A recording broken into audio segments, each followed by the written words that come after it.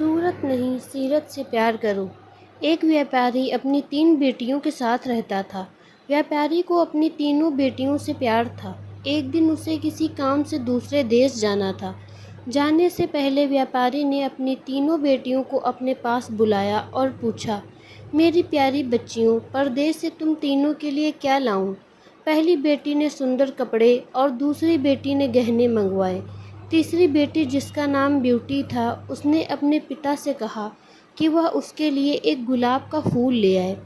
व्यापारी ने अपनी तीनों बेटियों से उनके उपहार लाने का वादा किया और अपने सफ़र पर निकल पड़ा। अपना काम खत्म करके व्यापारी जब अपने घर की ओर चला तो वह तूफान में फंस गया और रास्ते से भटक गया। बहुत कोशिशों के बाद भी वह अपने घर का रास्ता न ढूंढ सका और अंधेरा भी हो चुका था। तभी अचानक उसकी नज़र एक रोशनी पर पड़ी जो दूर एक महल से आ रही थी। व्यापारी ने सोचा शायद महल में उसे रात बिताने की जगह मिल जाए, इसीलिए वह उस तरफ चल पड़ा।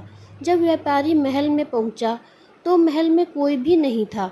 उसने हर तरफ देखा लेकिन उसे महल में कोई नहीं मिला। आश्चर्य की बात थी कि खाने की मेज़ पर कई प्रकार के स्वादिष्ट व्यंजन रखे हुए थे, परंतु उन्हें खाने वाला कोई नहीं दिख रहा था।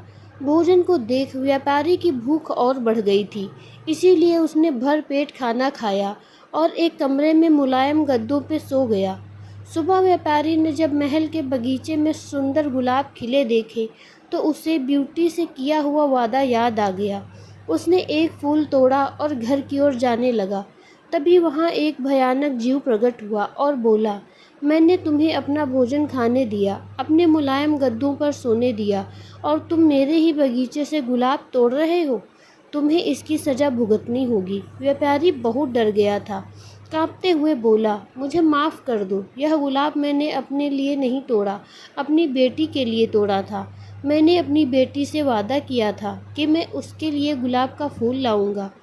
यह सुनते ही राक्षस ने व्यापारी से कहा कि वह एक शर्त पर उसे छोड़ेगा। उसे अपनी बेटी को महल में भेजना होगा। डरा और घबराया हुआ व्यापारी अपनी बेटी को भेजने का वादा कर वहाँ से चला गया। घर पहुंचकर व्यापारी ने अपनी बेटियों को सारी बात बताई और ब्यूटी से माफ़ी मांगते हुए कहा, अपनी जान बचाने के लिए मुझे उस समय कुछ समझ नहीं आया और मैं राक्षस से यह वादा कर आया। अपने स्वार्थी पिता को माफ़ कर दो। ब्यूटी ने अपने पिता को गले लगाते हुए कहा, आप बिल्कुल परेशान ना हो पिताजी, मैं आपका किया हुआ वादा ज़रूर निभाऊंगी। ब्यूटी जब महल पहुंची तो बहुत घबराई हुई थी। राक्षस का भयानक चेहरा देखकर वह बहुत डर गई, लेकिन राक्षस ने उसका खुले दिल से स्वागत किया। राक्षस ने उसे रहने के लिए अपने महल का सबसे अच्छा कमरा दिया और धीरे धीरे दोनों को एक दूसरे का साथ अच्छा लगने लगा और वे अच्छे दोस्त बन गए। अब वह दोनों सारा सारा दिन एक दूसरे से बातें करते और खुश रहते। राक्षस को ब्यूटी बहुत अच्छी लगती थी और वह उससे शादी करना चाहता था, लेकिन डरता था कि ब्यूटी एक राक्षस से कभी शादी नहीं करना चाहेगी। बड़ी हिम्मत जुटाकर एक दिन उसने ब्यूटी से अपने दिल की बात कहने का फैसला किया। जब वह ब्यूटी के पास पहुंचा तो देखा कि ब्यूटी अपने पिता को याद करके बहुत उदास है। उसने ब्यूटी की उदासी देखी नहीं गई और उसने ब्यूटी को एक जादुई शीशा दिया जिससे वह अपने पिता को देख सके। ब्यूटी बहुत खुश हुई, लेकिन जब वह उसने अपने पिता को देखा तो वह बहुत बीमार थे। यह देख ब्यूटी ने राक्षस से अपने पिता से मिलने की इच्छा जताई। राक्षस ने उसे पिता से मिलने की इजाज़त दे दी और 7 दिन में वापस आने को कहा। ब्यूटी ने तय समय में आने का वादा किया और अपने घर चली गई। ब्यूटी को सामने देख व्यापारी खुश हो गया और फिर ब्यूटी ने बताया कि राक्षस देखने में भले ही क्रूर हो, लेकिन वह दिल का बहुत ही नेक है और दयालु है। व्यापारी की सेहत और सुधरती गई। परिवार से मिलने की खुशी में 7 दिन कब निकल गए ब्यूटी को पता ही नहीं चला। एक दिन ब्यूटी ने सपना देखा कि राक्षस की हालत बहुत खराब है और जल्दी ही मरने वाला है। अगले ही दिन वह महल वापस आ गई और उसने पाया कि राक्षस बगीचे में बेसुध पड़ा था, जैसे वह मर चुका हो। ब्यूटी उसे देखते ही रो पड़ी और बोली, तुम मुझे छोड़कर मत जाओ, मैं तुमसे बहुत प्यार करती हूँ और तुमसे शादी करना चाहती हूँ।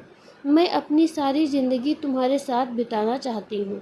जैसे ही ब्यूटी ने यह शब्द कहे, एक रोशनी ने राक्षस को ढक लिया और जब रोशनी गायब हुई तो वह भयानक और क्रूर दिखने वाला राक्षस एक खूबसूरत राजकुमार में बदल चुका था। राजकुमार ने बताया कि एक दुष्ट जादूगरनी ने उसे एक राक्षस बना दिया था और सच्चे प्यार से ही उस जादू को तोड़ा जा सकता था। बहुत समय से राजकुमार उस लड़की को ढूंढ रहा था जो उससे उस रूप में प्यार करे जिससे सब डरते थे, जो उसकी सूरत से नहीं बल्कि उसके गुणों को चाहे। आखिरकार राजकुमार को उसका सच्चा प्यार मिल गया और वह बहुत ही खुश था। जल्द ही ब्यूटी और राजकुमार की शादी हो गई और वह अपनी खूबसूरत दुनिया में हंसी खुशी रहने लगे। किसी की सूरत को देखकर उसकी सीरत का अंदाज़ा नहीं लगाना चाहिए।